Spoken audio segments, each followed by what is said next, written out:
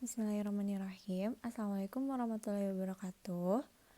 Kami dari kelompok 3 yang beranggotakan Anida Salsabila, Tika Sri Purwanti, dan Fitri Fuji Utami akan menjelaskan mengenai lembaga, pasar modal, dan OJK atau Otoritas Jasa Keuangan. Selamat menyaksikan. Yang pertama, lembaga. Lembaga merupakan wadah atau tempat orang-orang berkumpul, bekerja sama secara berencana terorganisasi, terkendali, terpimpin dengan memanfaatkan sumber daya untuk satu tujuan yang sudah ditetapkan.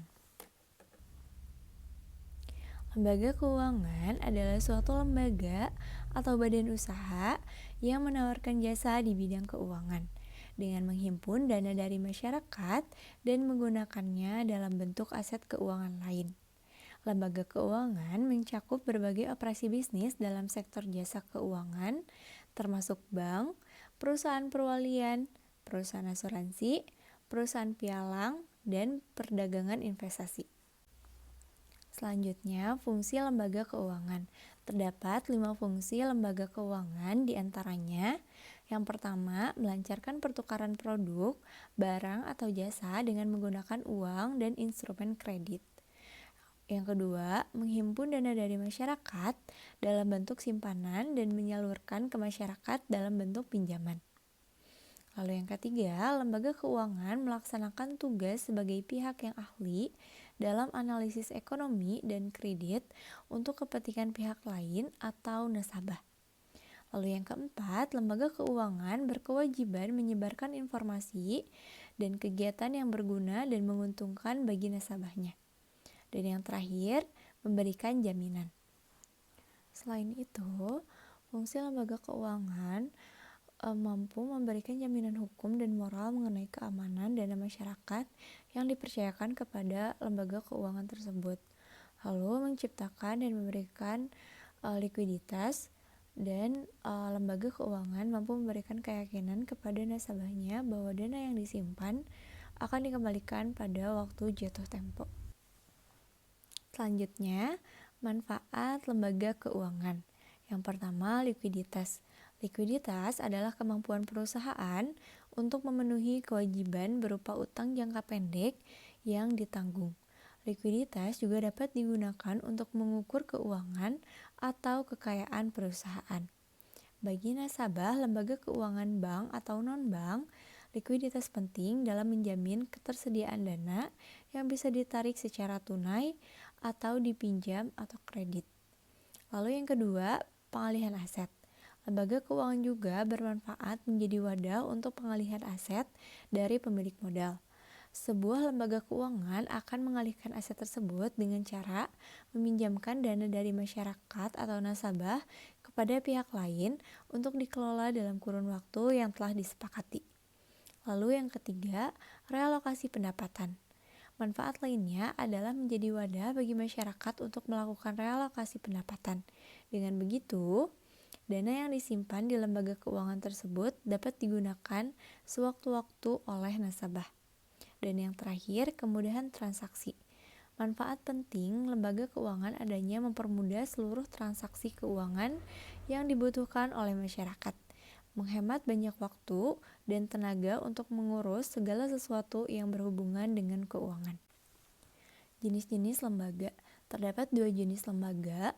Yang pertama, lembaga keuangan bank, seperti bank sentral, bank umum, bank pengkreditan rakyat atau BPR. Lalu yang kedua, lembaga keuangan bukan bank, seperti pegadaian, koperasi, simpan pinjam, lembaga asuransi, leasing, pasar modal. Assalamualaikum warahmatullahi wabarakatuh. Perkenalkan, nama saya Ainda Salsabila dengan NIM 190. Di sini saya akan sedikit menjelaskan mengenai pelaku pasar modal. Yang pertama ada pengawas. Pengawas ini tugasnya mengawasi seluruh aktivitas yang ada di pasar modal. Pengawas pasar modal adalah Otoritas Jasa Keuangan atau OJK. Yang kedua ada penyelenggara. Penyelenggara pasar modal sendiri adalah Menteri Keuangan. Tugas utamanya adalah menyediakan fasilitas penunjang perdagangan. Yang ketiga ada emiten atau perusahaan.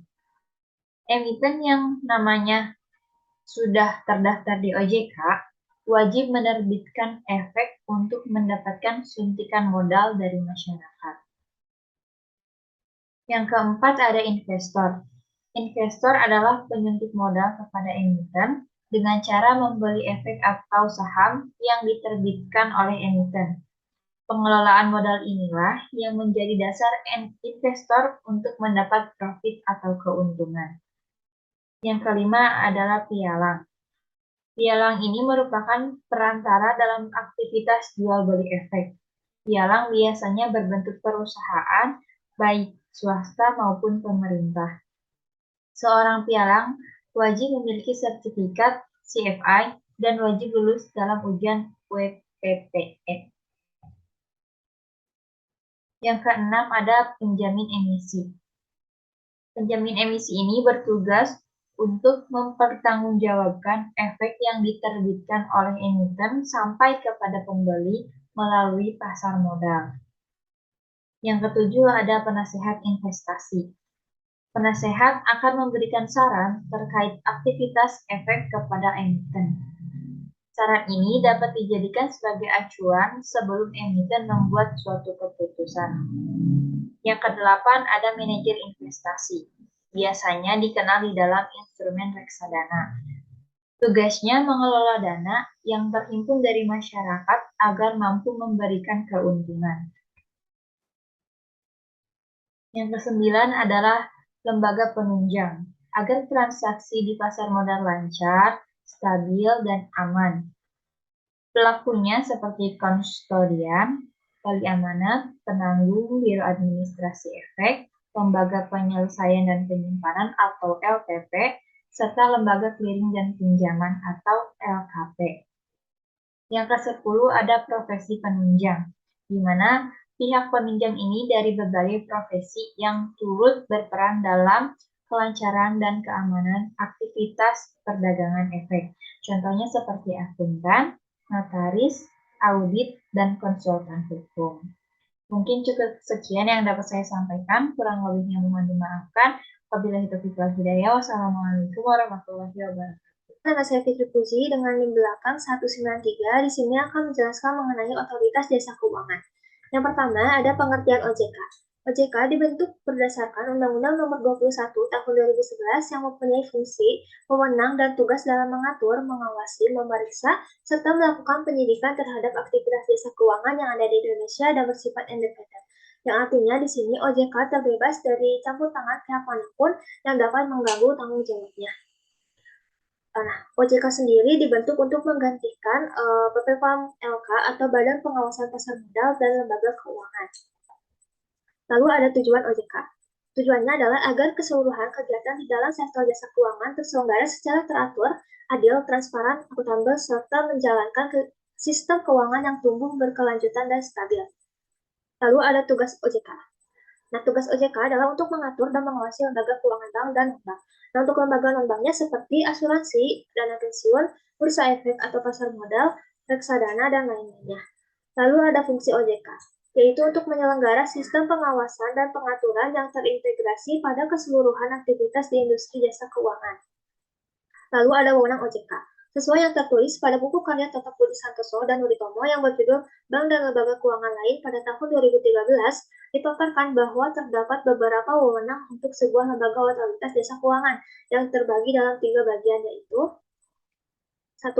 Wewenang otoritas jasa keuangan dalam tugas pengawasan serta juga pengaturan jasa keuangan pada sektor perbankan.